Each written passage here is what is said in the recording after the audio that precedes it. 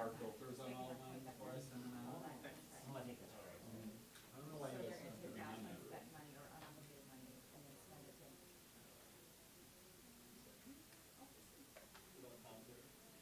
Are they exhibiting out there?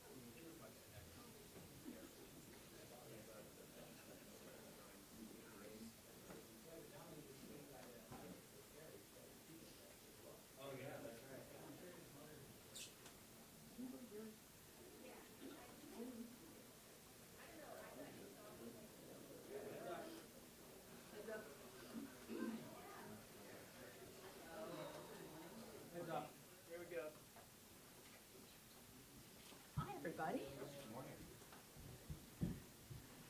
Pretty day.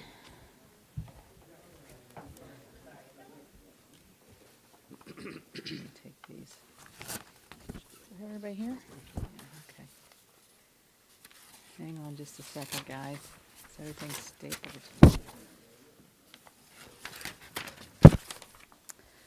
Well, good morning, and I want to thank everybody for being here. I would like to thank my colleagues, Senator Blunt, Senator Barrasso, Senator Toomey, and they're here with us today. Senator Crapo and Senator Wicker were unable to join, but they're here in spirit. So I'm sorry they're not here, but they have emboldened us to speak in their stead.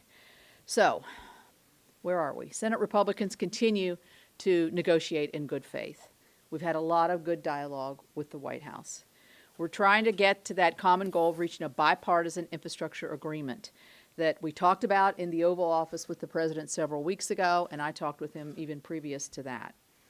We believe that this counteroffer delivers on what President Biden told us in the Oval Office that day, and that is to try to reach somewhere near $1 trillion over an 8-year period of time that would include our baseline spending. We have achieved that goal with this counteroffer. But we've also, I think, done something that has stayed true to what our beliefs are when we very first started this, this endeavor, and that is sticking to core physical infrastructure. What is the definition of infrastructure? And we have stayed within the boundaries of our original plan. I think that's what the American people think of when they think of infrastructure, and that's certainly what we do too. But there's a couple bits of good news, I think, that have happened since we had that meeting with the President. Number one, we passed a bipartisan water infrastructure package of $35 billion out of my EPW committee with Chairman Carper, bipartisan. We got an 89-2 or 88-2 vote on the Senate floor on that piece of legislation. That's one of the pieces that the President had, and we have a like agreement on in terms of physical infrastructure. The other thing is yesterday, we passed a $316 trillion 5-year surface transportation bill. It has a lot of things that the President wants in there: resiliency, roads and bridges. We have connecting communities in there. And we also have EV charging infrastructure piece in there. So that passed out of our committee 20-0. We are now working on the floor right now, as you all know, on Endless Frontier. Endless Frontier is a bipartisan, came out of Commerce Committee. I'm on Commerce, bipartisan. That was part of what the President initially asked us to look at as infrastructure. We don't consider that physical infrastructure, but we do think it's part of the package that the President should be able to distinguish as part of his infrastructure. So what we are looking at today is a $928 billion package over 8 years. It sticks to the core infrastructure features that we talked to initially. It's a serious effort to try to reach a bipartisan agreement. The president said to me and us in February that he was really agnostic as to whether we pass a bunch of small bills or one large bill, and we've heard him say inaction is not an option for him. We've now passed 2 of the smaller, and actually the surface transportation hasn't gone out of the full Senate yet, but it is a major anchor to this piece of legislation. And so I think that shows that there's a real hunger for bipartisanship in the United States Senate. There's a real ability to achieve that, and we're hoping that this moves the ball forward. We believe that the alternative, which is a partisan reconciliation process, would be destructive to our future bipartisan attempts, but also doesn't serve the American public and wouldn't get us to an infrastructure package such as the one we believe would serve the American interests, but also constrain spending to the areas of core physical infrastructure that is so important to this country. Our infrastructure has been the envy of the world. We want to see that. We want to take that place again. I personally think we still have it. We just want to make it better.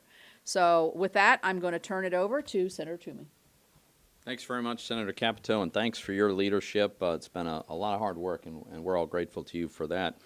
I just want to stress a couple of quick points, and one of them is the consistency with which we have communicated how we think about this to President Biden and his team, and that includes this group of senators. It includes Leader McConnell, and that consistency I'm alluding to is the fact that we want to focus on actual infrastructure, right? The platforms and services that move people and goods and services through our economy.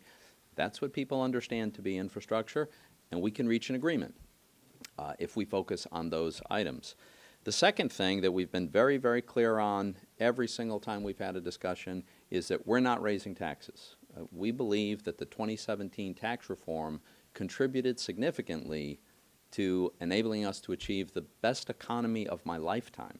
And that's no small thing, and we're not interested in undoing the provisions in the tax reform that allowed us to get there. And then finally, we've also observed that there's a tremendous amount of money that was approved in previous bills, 6 bills over the course of the last year or so, trillions of dollars, and many hundreds of billions have not even been spent yet.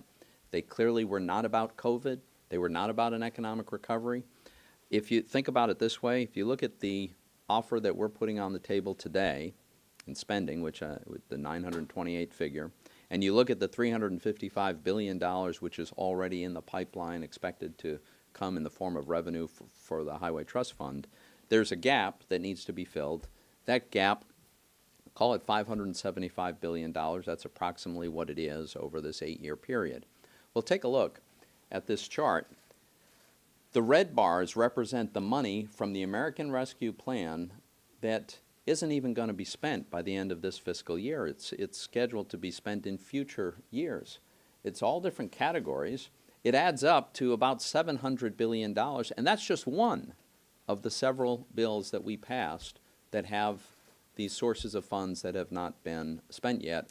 We believe that repurposing these funds needs to be a really important part of how we fill this gap. And if the gap is $575 billion, and there's $700 billion from this bill alone, and we know there are at least tens and probably hundreds of billions of dollars of unspent money from previously passed bills, clearly the resources are there to do this. Thanks very much. Well, first I want to thank Shelley for your amazing hard work on this. You talk about somebody that has patience and persistence and always doing it in a positive way. Very, very grateful. This is a real offer. This is of substance and significance, what we're bringing forth today, and it's what people at home in Wyoming think of as infrastructure. It's, roads with potholes that need to be fixed. It's waterways and airports and ports that are clogged. You're worrying about flooding in different water systems. We think about bridges that are aging and what we can do to help those. And this is what President Biden talked with us about in the White House. This proposal is fully paid for, does not need to have any raises in taxes, and avoids the big threat to the economy right now, which is inflation. Inflation is the #1 threat to our nation right now in our economy. And that's not just me saying it. It's Larry Summers, who had a long piece in the Washington Post the other day talking about inflation that is coming and coming faster and to a greater degree than he even thought. And it's because of all the additional spending that's going on because of this additional trillions of dollars going into the economy. So when we talk about this $700 billion or repurposing money, there is clearly money that should be spent in ways where the money has already been committed. It's not additional borrowing and additional spending. This is what we talked with the president about. This is what he has asked for from us, and this is something that can actually pass. What we're proposing today could pass in a bipartisan way, and the old nickname for Joe Biden is Middle Class Joe. This is something he would normally be for, and this is something that the middle class of America would say, yeah, this makes sense to us. On the other hand, you have the Democrats demanding first $6 trillion and now $7 trillion in spending for a whole lot of different things. So they may override the president on this, overrule him, and that's what my concerns are with Nancy Pelosi and Chuck Schumer, and what is basically socialism camouflaged as infrastructure, which is the direction that they're heading, with massive tax increases, which are going to hurt the economy, massive spending. If that's the direction that they want to go, they can try it. They're not going to have even a single Republican support for that approach. I would say to President Biden, this is something that will work. It will help the country. It will help us move forward. And we would very much recommend to you accepting this, moving ahead with it, endorsing it, and getting this done for the best interest of our nation. Well, Shelley, thanks to you and what as everybody else has suggested, a great job, lots of time. Your staff came together, as all of our staffs did, to try to work out an offer here that we think is well within the framework of the meeting we had with the president. I will say that the best meeting we had on this topic was with the president, who I think would like to see a bipartisan solution here, and who certainly understands the dynamics of deciding you're going to come together and get something done. I think that can happen. I hope it does happen. We'll see how they respond. In terms of pay-fors, there are other things that we're willing to put on the table, and we'll see if they are. You know, people who drive non-gas powered vehicles should actually pay something to use the highway like everybody else does. No better time than right now to start that. We're prepared to look at lots of things, but infrastructure has been seen as an obligation of one of the obligations of the federal government for a long time. Particularly roads, bridges, highways, and canals were right among the first things that the early Congresses started talking about and started doing. Our view of infrastructure has been that if we would just look at any definition of infrastructure that, frankly, the group of reporters assembled in this room, if you'd have been asked 6 months ago, write down your definition of infrastructure, it would be the same definition that we're pursuing right now. The connectedness above the ground and under the ground, airports, ports, roads, bridges, highways, all of those things are in our package, and a number of other things. Broadband would not have met the early congressional definition of infrastructure, of course, or even a definition 40 years ago, but it fits well within the connectedness aspect of what Americans would think infrastructure should be. Now, infrastructure is and has always been important. It's also popular. It's popular with Republicans in the Congress.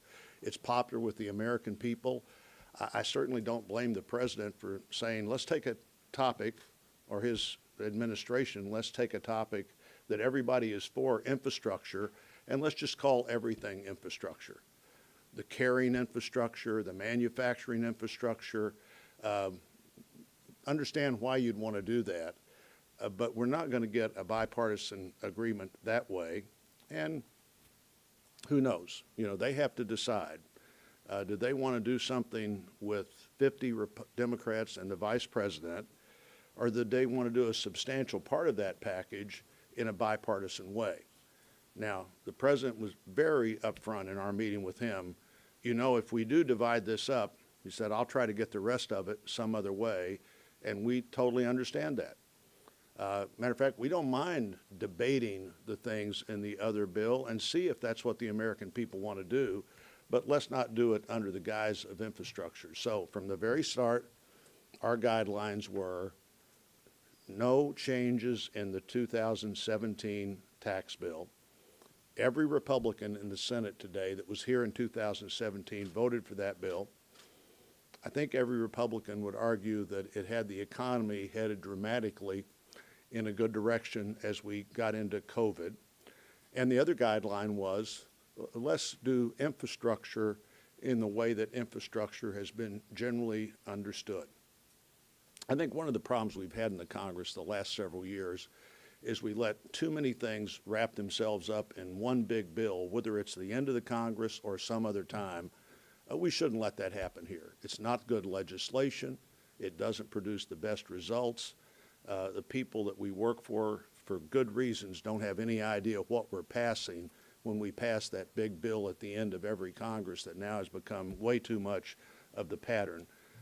Let's not continue that with everything else we can think of. So, you know, the pay-fors can include lots of things that we're talking to them about. And one of the major ones would be repurposing money that just didn't get used. Senator Toomey mentioned this money in the bill that passed this year. There's a lot of COVID-specific money in the other 5 bills that we just didn't need to spend for what we thought we need to spend it for. You know, we spent a year guessing, and frankly, I think the Congress guessed pretty well. And probably the story of 5 bipartisan bills when we needed them hasn't been told as vividly as it should have been told. Some of the things we put in those bills worked really well, like the Paycheck Protection Plan. Some of them, like loans for companies that had more than 400 employees, worked barely at all. Many of the columns on how much we'd need for this and how much we'd need for that just simply didn't get used up. Better to use that money for something we all want to do than have it set around there for somebody else's pet project at some time in the future. So again, thanks to my colleagues. I think we've had good discussions with the administration. Hopefully we'll find out today that those discussions were all in good faith and that they want to talk further about how we pay for the $900+ billion package that we're offering. By the way, any of these numbers, $500 billion, $600 billion, $900 billion, any of these numbers would be the biggest infrastructure bill ever put on a president's desk by a Congress. Surely we can figure out how that's a win, not a place to turn around and everybody go home. So we have time for just a couple questions. Yeah. You referenced the Endless Frontiers money. Does this $928 billion include that $150 billion? No. So it would be additional on Yes. the table? Yes. And what do you have to say about the White House yesterday sort of rebutting the idea that there is this $700 billion somewhere? They said 95% of it's already spent. Well, Pat, you might want to talk about that because you were telling us, yeah. Well, if the White House is saying that that's money's been spent, then they need to show us that. OMB needs to produce those numbers. We have not seen the numbers that suggest that, and CBO was pretty adamant that much of this money couldn't be spent. It just wasn't physically possible to get it out the door. We also think there's a lot of money from the previous 5 bills that has not yet been spent. So we do believe that this money is available.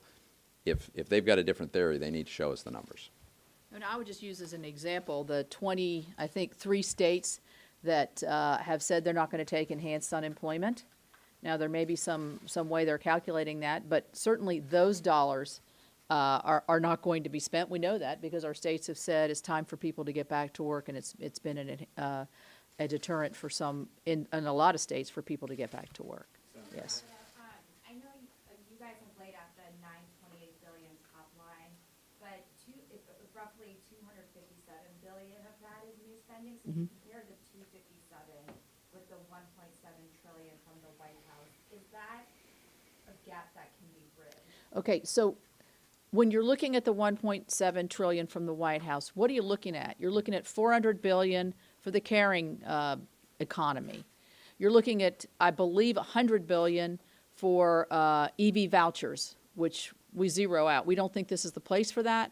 So, you know, you can get down pretty quick if you start looking at some of VA hospitals, schools, housing.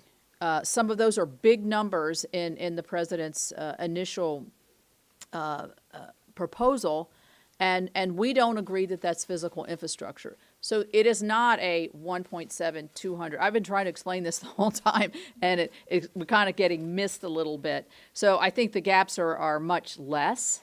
But the important thing here is that the president's desire and our desire to do something together that's traditionally been handled by the Congress and the White House for years together on an important issue, like Roy said, that impacts every single person. So one more question, Garrett. Fair to say that the possibility of getting a compromise still ultimately depends on you guys agreeing on a definition of what this is, and that seems like that's still the big question. I mean, I would say that is probably the big question, is the scope.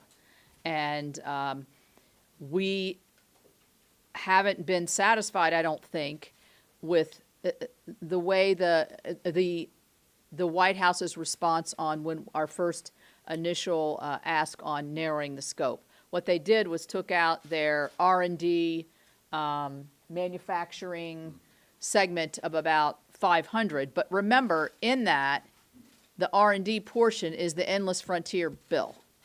Yeah. Can I ask a follow-up? This money from the American Rescue Plan, that is congressional Democrats and the White House's biggest accomplishment since they've come into office. What makes you think they'd be willing to take money out of their own pockets that they have all voted for to do this instead? So many of us think that the biggest accomplishment of a Republican Congress in recent years was the tax reform of 2017. What makes them think we want to undo the tax reform that gave us the best economy of my lifetime?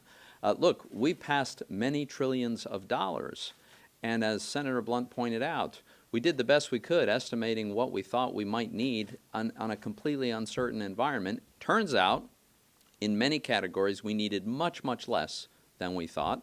And we don't think all of these categories actually have anything, many of them have nothing to do with COVID, have nothing to do with an economic recovery. So we do think this is really an important source of funding this. Senator, you're not necessarily saying this is where all of that money comes from. It's just an example of money that's been spent, or are you saying let's take the 83 billion from pensions and put that?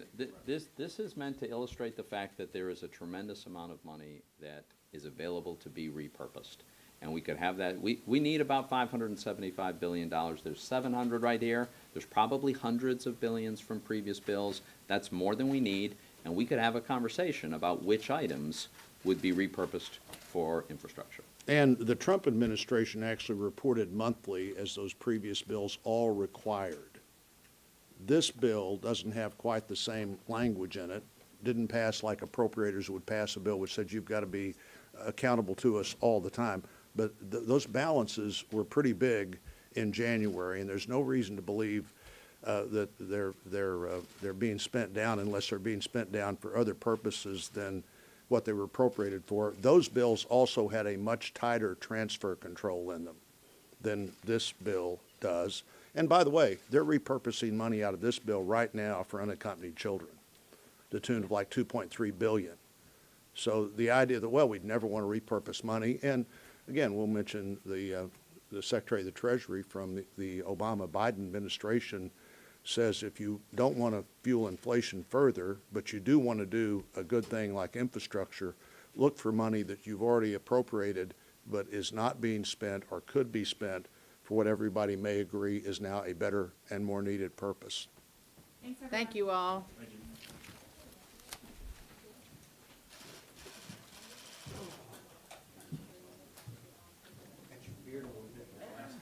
Well, you know, down from the top of my frame. It's because you're such a good photographer, you know how to layer a picture.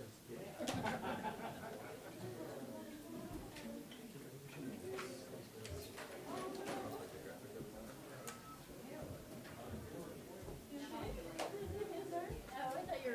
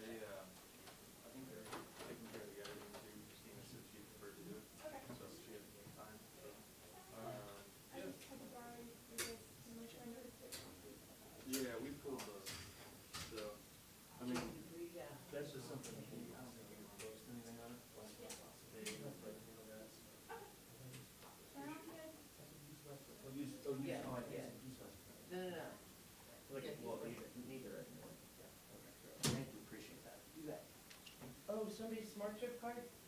Who's sitting in this chair? It was. Periodical. Periodical? Yeah. Okay. In the last minute, the guy was told to see for.